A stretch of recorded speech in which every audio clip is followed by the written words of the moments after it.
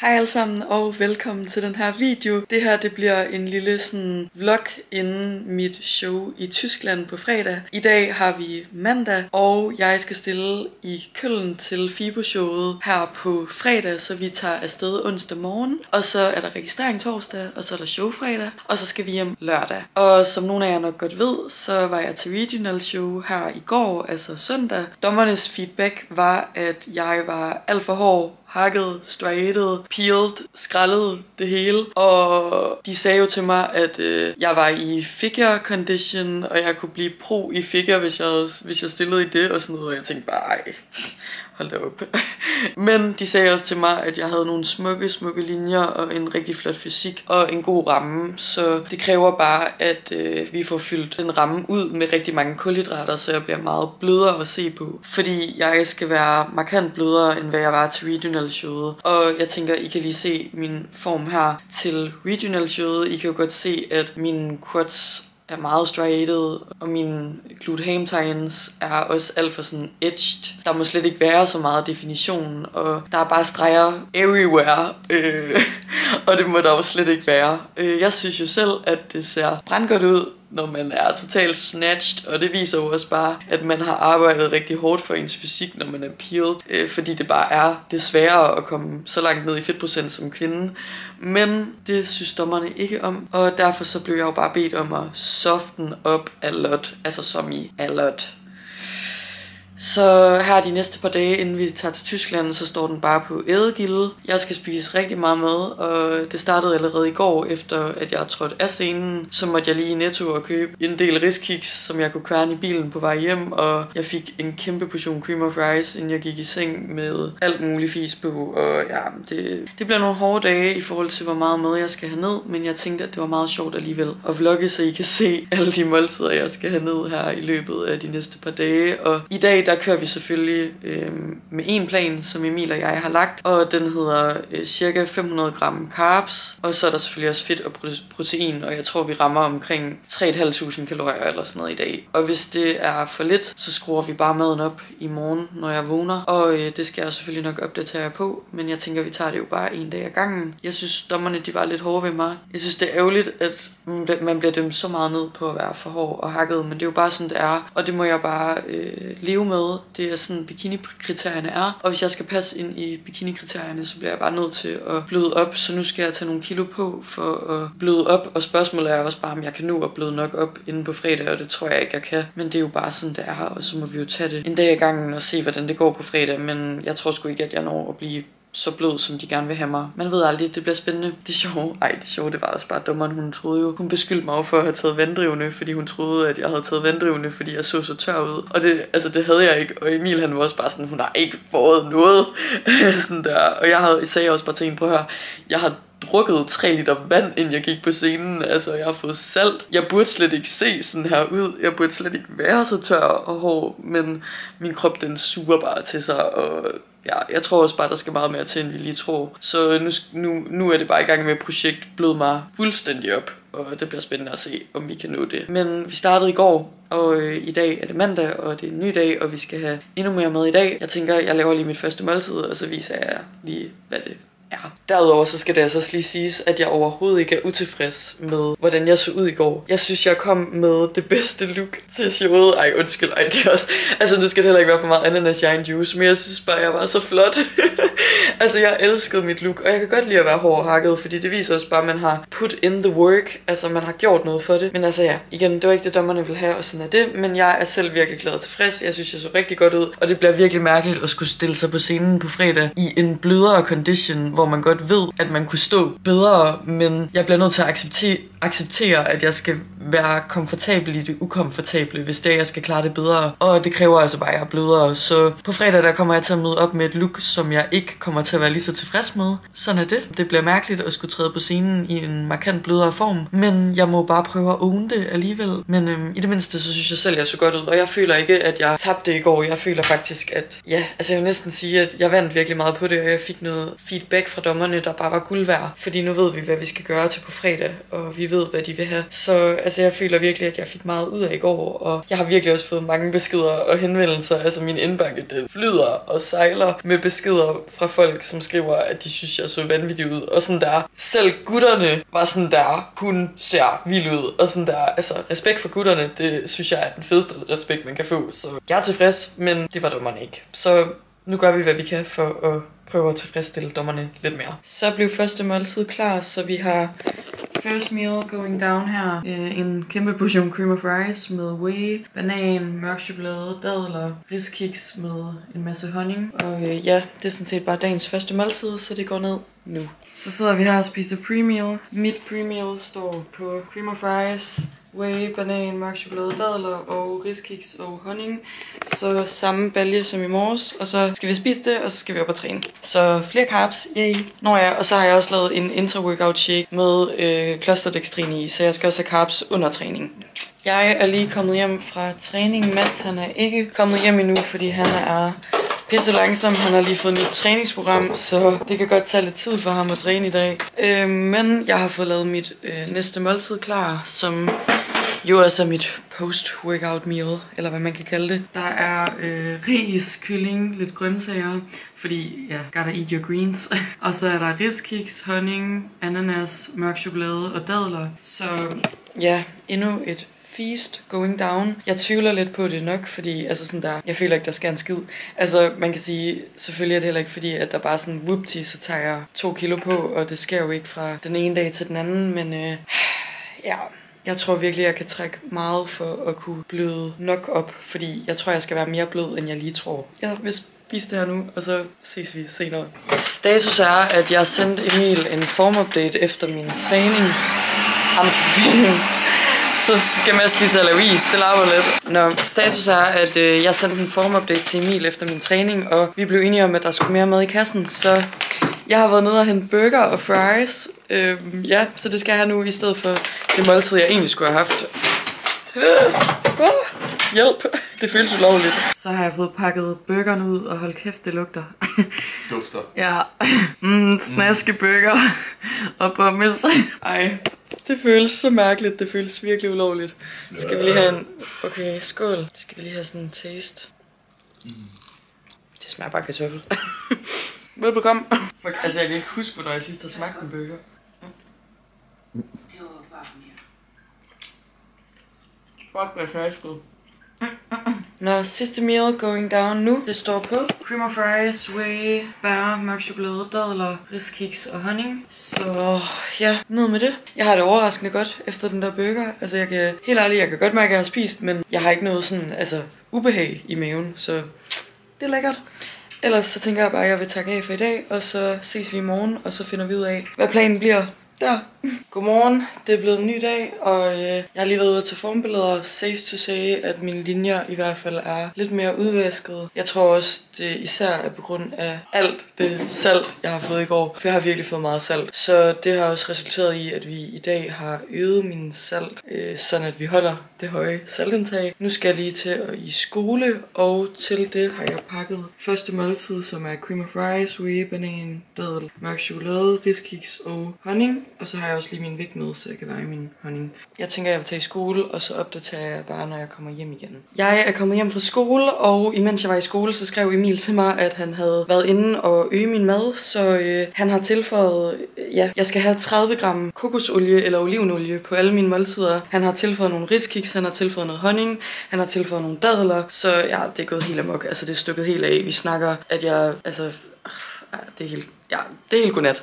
Pre-meal, den står på cream of rice, whey, mørk chokolade, banan, dadler, og så er der riskiks og honning. Og i min cream of rice har jeg så tilføjet 30 gram kokosolie. Det vil altså sige, at der er næsten for 300 kaloriers kokosolie nede i min cream of rice. Den er sådan helt fedtet, og det snakker vi ikke om. Og jeg føler mig så puffy. Altså, jeg er så væsket, det er helt galt. Men ja, det er sådan, det er lige nu. Så har jeg også fået lavet min intrashake klar, og det er klosterdextrin eller carbs og EAA, kreatin, noget salt og ja, Emil han øgede også min salt 12 gram i stedet for 10, og man kan sige, at i går fik jeg selvfølgelig lidt ekstra salt, fordi jeg også fik den der burger. Den var der nok rigtig meget salt i. Jeg sidder her og kommet hjem fra træning, og så går det op for mig, mens jeg sidder og spiser, at jeg har glemt at filme. Så ja, I kan lige se noget af mit post-workout meal. Den står på ris, kylling og olivenolie.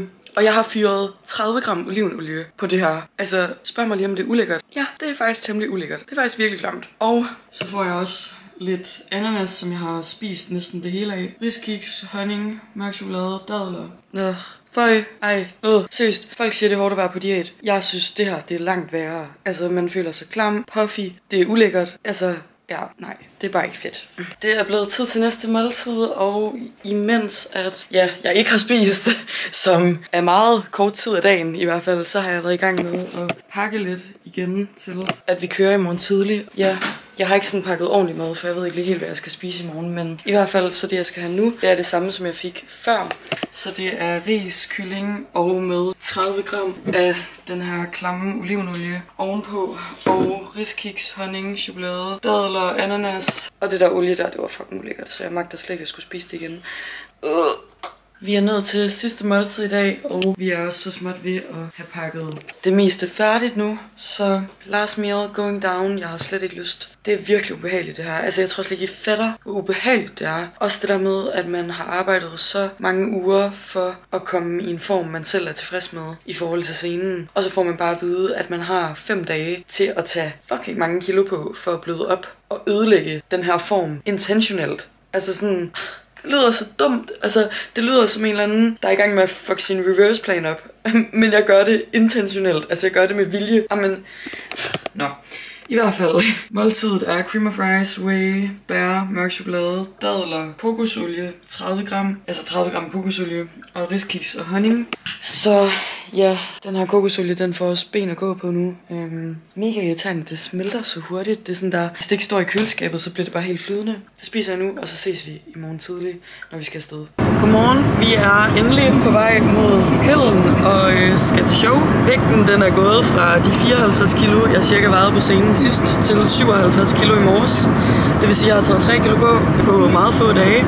Jeg er meget puffy, og min form er markant blødere. Der er slet ikke lige så mange streger. Men Emil han har bedt mig om også at køre 5.000 kalorier i kassen i dag. Han har tilføjet endnu mere kokosolie, lidt flere riskiks, dadler og honning. Så jeg har lidt mere mad i dag, men jeg sidder her. Jeg skal til at køre første måltid ned, så vi har en cream of rice og kokosolien, honningen, riskiksen, og ja, det skal egentlig bare ned nu, og så ja, ses vi senere. Vi er lige holdt ind for, at jeg kunne veje min 30 gram klamme kokosolie af, og min honning af, som jeg skal have på min riskiks og i min mad. Og vi har måltidet klar her. Der er noget ris, kylling med kokosolie i, og riskiks med honning, og noget ananas, chokolade og dadler. Så ja, det vil jeg spise nu, og så kører vi videre imens. Vi er stadig på den primitive bølge, fordi vi sidder stadig i bilen, så tredje måltid bliver også på farten, og det er sådan set bare det samme som i morges. Så kokosolien på min cream of rice her, og vi har riskiks, og vi har honning. Så yes, vi skal spise nu. Yay. Vi er nået til dagens 4. måltid, og det står på det, jeg også fik tidligere, som er ris, kylling, ananas, dadler, mørk chokolade, riskiks, kokosolie og honning. Du synger godt, skat. Tak. Ja. Og kokosolien, den er næsten tom, og jeg tror lige, der er nok til sidste måltid, men så håber jeg også, vi er færdige med det her for evigt. Efter en mega lang dag, så er vi endelig kommet til vores Airbnb, og ja, Mads og jeg, vi er de første, der er nået frem. Vi venter stadig på Emil, Birk og Munk. Imens de stadig er på vej, så får vi lige pakket ud, og det er seriøst et mega lækkert køkken, hvor man bare kan lave mad. Der er i hvert fald meget plads og rigtig fint, så der er seriøst også mega hyggelig terrasse og grill og alt muligt. Noget, som jeg bliver rigtig glad for, det er, at jeg skal jo barbere mig her i aften, inden jeg skal have pre-tan i morgen, og der er både en bruser, men der er også et badekar. Det gør bare tingene 100 gange nemmere. Altså, det gør det hele meget nemmere. Ej, oh my god, Mads. Der er endda shampoo. Ej, der er shampoo og barberskum og alt muligt. Fuck, hvor nice. Der er tandbørster. Ej, okay, de har bare sørget for alt. Fuck, hvor fedt. Ej, mega lækkert. Det er blevet tid til sidste måltid, og den står på Five Guys. Så Birk har lige været nede og hente lidt burger. Så ja, burger til mig og pommes. Kan man overhovedet se dem? Ja. Og lidt dressing. Så sidder vi her og nyder burger. Og massen får ingenting. Jeg tror, der ikke er en te til. Godmorgen, det er blevet torsdag. Siden den burger i går, så har jeg taget 0 gram på. Så ja, der skal spises i dag. Så jeg står her med første måltid, som er cream of rice med whey, banan, dadler, mørk chokolade, peanut butter. Og så har jeg også lige tømt det sidste af min kokosolie og hældt i. Og så er der riskiks og honning. One day out, eddegilde, sæt i gang. Alright, folken, eller hallo Deutsch, eller hvad man siger på tysk. Vi er nu på vej til Sille, der skal registrere os og have pre-tan, så vi har lige en 10 minutters gåtur på vej hen mod messen, og så håber vi kan finde vej. Og hvis I nok tænker, hvorfor er det egentlig mig, der vlogger? Jamen, det er jo fordi, jeg styrer vloggen fra nu af, fordi Sille, hun skal simpelthen bare fokusere på at komme i en blødere form nu. Ja, jeg skal tage på. Hun skal simpelthen bare tage på. Der er blevet spist godt igennem i går, som vi har fulgt med på. I dag skal der spises godt igennem igen, og så skal vi hjem igen lørdag, så det bliver skide fucking godt. Ærligt. Godt skat. Oh my god. Alright, folkens. Nu er vi done. Eller Sille er brown. Sille har fået sin brun sovs på sig.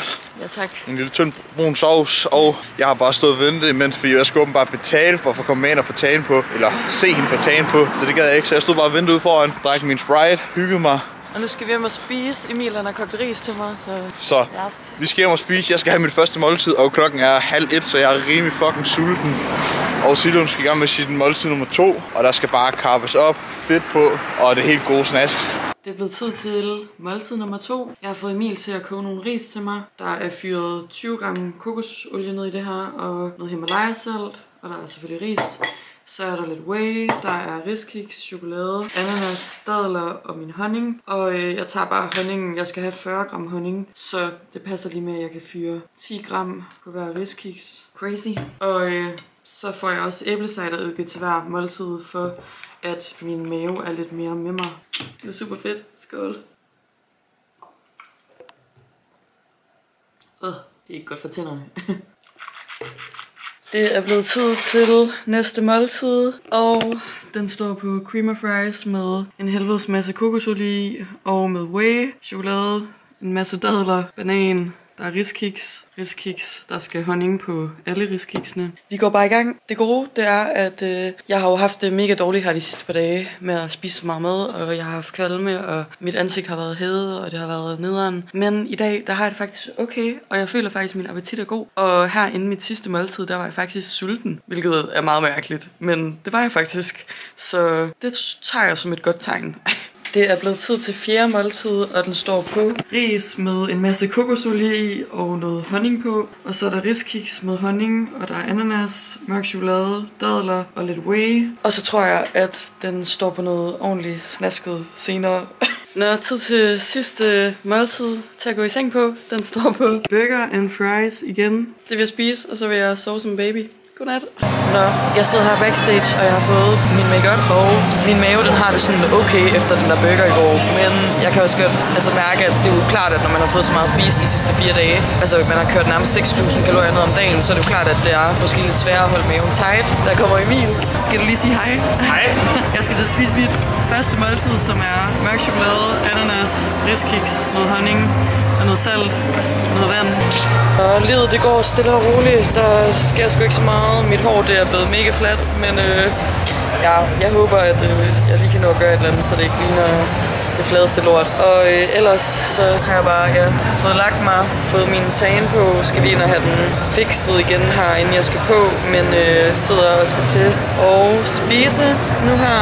Og jeg snakker lige med Emil, og vi har øget min salt en lille smule, og så skal jeg også have lidt mere honning, end jeg rigtig skulle have haft.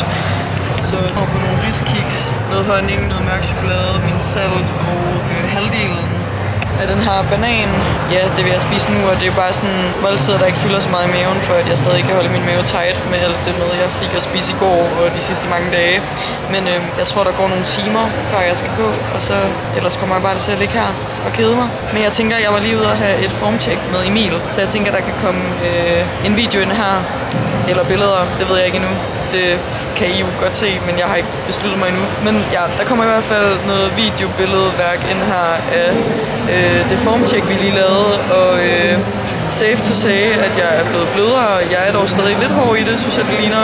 Men jeg har taget 4 kilo på 4 dage, og det synes jeg er rimelig godt klaret. Så lidt er der sket med formen. Jeg synes selv, jeg kommer ind med en meget blødere pakke, end hvad jeg gjorde til regional showet. Men nu må vi se, hvad dommerne synes. Om de synes, det er nok, det ved jeg ikke. Vi får sgu lige sådan en coaches notes her. Hvad hedder det? Sille, hun er i finalen. Sille, hun kom ind. First call out, selvfølgelig. Kommer ind, bliver rykket direkte i midten med det samme. Og nu er vi her. Vi spiser Five Guys hver eneste gang fra nu af. Ja, jeg ved ikke, hvad Emil har fortalt, men vi har været på scenen, og man er jo altid lidt nervøs, men jeg tror, det gik okay. Emil han siger, at det enten er en første eller anden plads i min klasse, så det er det helt sikkert. For. Men skal jeg ind igen? Altså sådan udover? Altså, jeg tror, der er en awards. Nå, så jeg skal ikke ind og posere mere nu? Det tror jeg ikke. Men du skal holde dig her. Ja. Nå, vi opdaterer, når vi ved noget. Jeg overtager jeg bare Silles vlog her. Sille, hun er lige i gang med at få noget mere glaze på, fordi at, det er sådan noget, der går af igen. Hvad hedder det? Sille, hun blev taget og rykket direkte i midten, som vi sagde lige før. Det her, det var vildere, end hvad vi kunne håbe på den her uge. Søndag, så fik vi skældt ud for at være for hårde. Og i dag, der ryger vi i midten af et meget, meget competitive call-out med det samme. Altså, som i uden tvivl. Så den her uge har betalt sig, har været hård ved hende. Været rigtig hård ved hende. Hun har spist rigtig, rigtig meget mad. Hun har gjort ting, som meget, meget få ville gøre. Men det er Sille en nødskal. Så det er der, hvor vi er her i dag. Goes to Copenhagen. 212 Village Street. Hvad har hende med, der vinder så? Så ikke skide af det.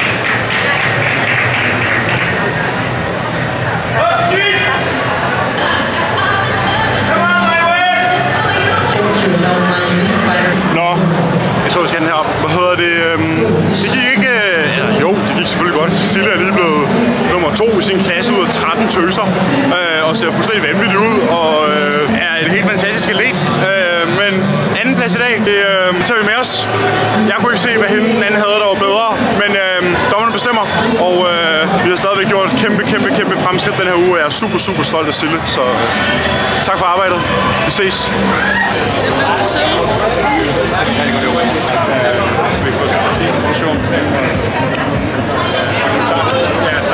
Vi pitch står Sille og venter på feedback fra Tyler. Så det er jo meget spændt på at vide, hvad hun mangler.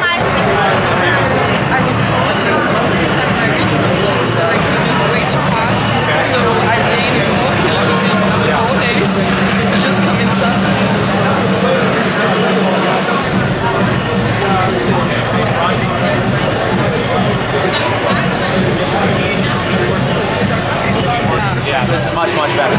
Yes, it's going to be good. Everything else is solid. You have a good structure and good front post. Okay?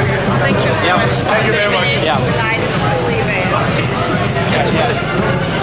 Nu har vi fået lidt ro på igen, og jeg endte med at blive nummer 2 ud af, jeg tror vi var cirka 13 piger i min klasse, og det her det er jo en af Europas største fitness expos, så en anden plads er faktisk virkelig flot, og det tror jeg også lige, jeg skal huske mig selv på, især også i forhold til, at der virkelig er, altså vi har virkelig taget feedbacken til os, som vi fik i søndags, og jeg skal huske på en anden plads er mega flot. Da jeg blev kaldt op som nummer 2, så tænkte jeg, fuck, pis lort, jeg vil gerne have vundet, men jeg skal også bare lige huske på, at jeg er kun 22 år, og dem jeg stod mod, de var meget ældre end mig, og jeg har en masse tid til at blive bedre. Jeg gik direkte op og snakkede med hende, som var til showet i søndags, som straffede mig for min condition, og hun sagde til mig, at det var meget bedre, og jeg så 100 gange bedre ud, og var meget mere sådan det dommerne ville have.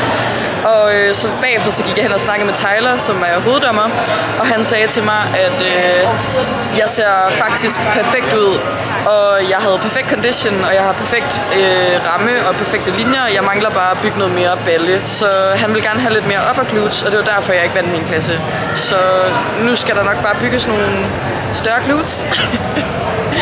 Jeg har ikke fået sådan en her i 2 uger. Du har fået så mange ting i 3 dage, som jeg ikke har fået i hvad jeg kan huske i livstid. Skal vi skåle? Jeg skal ikke have noget, men skål for dig. Du prøver sådan en her, ikke? Sådan en her, ikke? Ja. Det er en regular one. Ja, det er virkelig godt. Kan noget helt særligt. Jeg ved ikke, hvordan regular smager, men zero. Ikke noget det? Prøv at smage. Status er, at vi er kommet til Køln Katedral. Skat, lad det være. Vi venter på Emil og Munker Birk, fordi vi skal ud at spise, tror jeg, men vi kan ikke finde dem. Status er, at vi er taget ud for at spise. Jeg vil meget gerne have mere. Jeg vil også gerne have store arme. Og ja, nu sidder vi bare og venter på vores hovedret. Nu har vi endelig fået vores mad, og jeg har fået noget kylling, lidt gratineret bøn, nogle søde kartofler, masser får steak. Jeg troede også, jeg skulle have steak, men jeg har lidt mere lyst til kylling i dag. Nu har jeg fået hakkebiff de sidste 3 dage, så i min burger, så nu har jeg lige lyst til noget kylling. Men ja, det vil vi nyde, og så ses vi bare senere.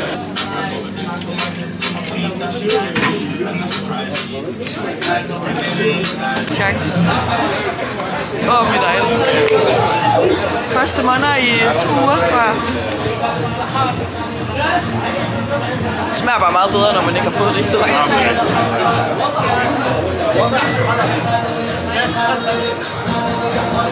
Den er vanvittig. Nå. Vi har været ude at spise, og det var ikke en succesoplevelse. Det var virkelig lortemad, rent ud sagt. Min mad, den svømmede i olie, og det var bare ikke lækkert. Så vi har fundet lidt dessert, is og pandekager.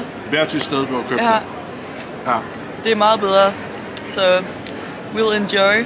Vi er endelig kommet hjem, og rengøringskonen står i køkkenet, fordi køkkenet ligner, rent ud sagt, lort. Men det er sådan der, når bodybuilder er på tur, så bruger man meget tid her. Og så rydder rengøringsmamma op. Status er, at Emil og gutterne, de er smuttet, og Mads og jeg, vi er tilbage, og vi er lige ved at få pakket de sidste ting, og så skal vi ellers bare hjem og tilbage til DK. Jeg kom meget sent i seng i går. Det var egentlig også fordi, at Emil og jeg, vi sad oppe, fordi han skulle lave mit træningsprogram om, og min madplan.